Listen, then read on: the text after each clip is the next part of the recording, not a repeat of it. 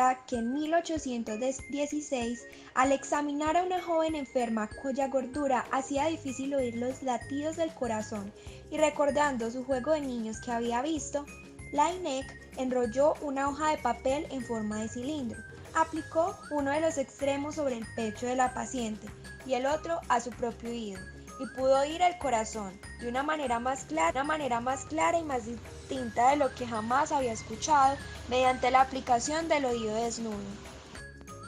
La invención del estetoscopio, que constituyó un notable avance, también generó inquietud en la época, por cuanto algunos pacientes consideraban que podría tratarse de un método quirúrgico, en tanto que los médicos consideraban incómodo su transporte. Se podría decir que Laennec, al inventar un instrumento que se interponía entre el paciente y el médico, inició los métodos diagnósticos y transformó la práctica de la medicina. Complementó el método tradicional de hacer preguntas a los pacientes e interpretar sus respuestas con la interpretación de lo hallado, con un instrumento del cual puede decirse el estetoscopio fue el primero. Otra versión de la historia es que él se topó con dos niños que jugaban alrededor de un árbol caído. Uno de ellos golpeó un extremo mientras el otro escuchaba por el otro extremo. Fascinado por este juego de los niños, él fue al carpintero y le dijo que construyera un cilindro de 30 centímetros de largo. Y así fue como, al probarlo en uno de sus pacientes, fue como tuvo lugar a la primera auscultación utilizando un estetoscopio. Estetoscopio René Laennec. El primer estetoscopio del mundo fue un tubo de madera con unos 30 centímetros de largo por 4 centímetros de diámetro, con un canal central de 5 milímetros y en los extremos en forma de cono. René Laennec publicó su tratado sobre la auscultación mediata, en el cual hacía una descripción detallada de los sonidos que se podían escuchar en el tórax y defendía la importancia de la observación en la práctica médica. El estetoscopio moderno, también llamado fonendoscopio, está compuesto de las olivas, que son piezas de plástico o goma de adaptación a los oídos que tienen como misión ajustar cómodamente el fonendoscopio al oído, bloqueando los ruidos externos. Arcos metálicos o auriculares presentan cierta angulación y son lo suficientemente fuertes para que las olivas de adaptación a los oídos se ajusten con firmeza a los mismos sin producir molestias. Tubulatura. Tubo de polivinilo flexible con una longitud entre 30 y 40 centímetros. Los estetoscopios pueden tener tubos simples o dobles. Diafragma. Es la parte circular y de superficie plana, cubierta con un disco de plástico fino. Transmite mejor los sonidos de alta frecuencia creados por el movimiento a gran velocidad del aire y de la sangre.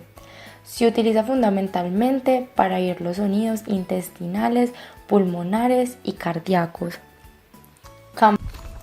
Utiliza el estetoscopio en un lugar tranquilo para asegurarte de que los ruidos del ambiente no ahoguen los sonidos del cuerpo que deseas auscultar. Importancia: hace posible detectar cambios anatómicos en el pecho. Continúan, compañeras, el impacto que tuvo el estetoscopio en la comunidad médica es que lo tomamos como la principal herramienta de diagnóstico. Como dicen por ahí, no salimos de casa sin uno. Si eres doctor, no puedes reemplazar lo que escuchas. Clark, que es una médica muy famosa, insiste en que a los médicos se les enseña a escuchar todo y que para ellos una imagen no es suficiente. Para nosotros, como médicos, va a ser muy importante esto, y una imagen es igual a no saber nada. La habilidad está en interpretar lo que escuchas, en escuchar el corazón y los pulmones. Esta es la clave del diagnóstico. Esta especialista súper famosa agrega que los médicos pueden decidir si deben hacer un ultrasonido a un paciente o si incluso quieren intervenirlo. Pero ante todo, escuchar es muy importante, porque cuando escuchas, de verdad puedes saber y diagnosticar lo que posee el paciente. En 9, Hipócrates recomendaba aplicar la oreja al tórax del paciente para diferenciar por su oclusión un hidrotórax de un empiema, llamada auscultación directa, que actualmente se conoce como inmediata. Era la única conocida en este tiempo. Después, por la idea de René Laennec, se implementó la auscultación mediata por medio del estetoscopio, pero sin embargo los médicos más especializados preferían las técnicas convencionales. Poco después, Laennec hizo una demostración en el Hospital Necker de la auscultación mediata, demostrando así que podían amplificar los sonidos con el estetoscopio, el cual fue perfeccionado por él mismo de manera empírica.